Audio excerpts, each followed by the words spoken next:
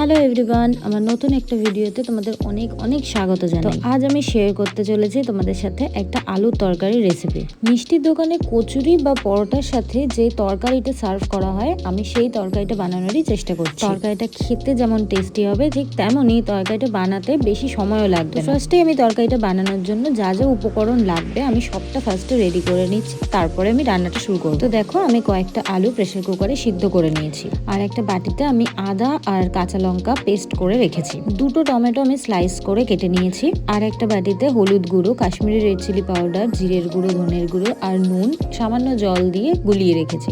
এখানে আমি লাল লঙ্কার গুঁড়ো ব্যবহার করেছি, কারণ যেহেতু আমি ঝালের জন্য কাঁচা লঙ্কা বাটা দিয়েছি, সেজন্য জাস্ট কালারের জন্য আমি একটু কাশ্মীরি রেড চিলি পাউডার ব্যবহার করছি। তো ফার্স্টে আমি কড়াইতে সর্ষের তেল গরম করে নিয়েছি এবং তার মধ্যে ফোড়ন দিয়েছি শুকনো লঙ্কা আর 5 ফোড়ন। আমি ফোড়নের মধ্যে একটু হলুদ দেওয়া প্রেফার করি, যাতে তারপরে কিছু দিলে বেশি তেল না ছিটকে, সেজন্য। তো যাই হোক, হলুদটা দেওয়ার পরেই আমি দিয়ে দিয়েছি আদা আর কাঁচা লঙ্কার যে পেস্ট আমি বানিয়ে রেখেছিলাম সেটা।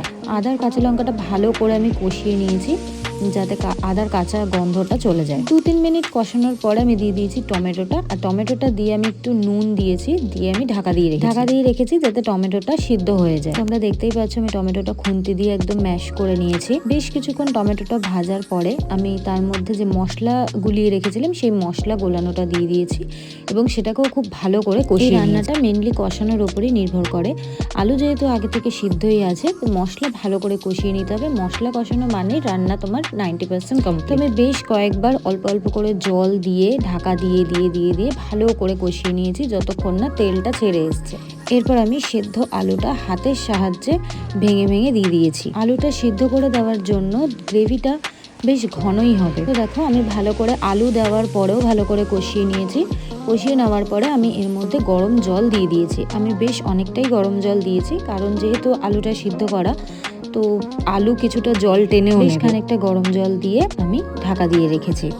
ঢাকনা খুলে আমি বেশ খানিকটা চিনি দিয়েছি। এই তরকারিটা একটু মিষ্টি মিষ্টি হয়, যেরকম মিষ্টির দোকানের কচুরির সাথে দেয় সেরকমই মিষ্টি মিষ্টি হয়।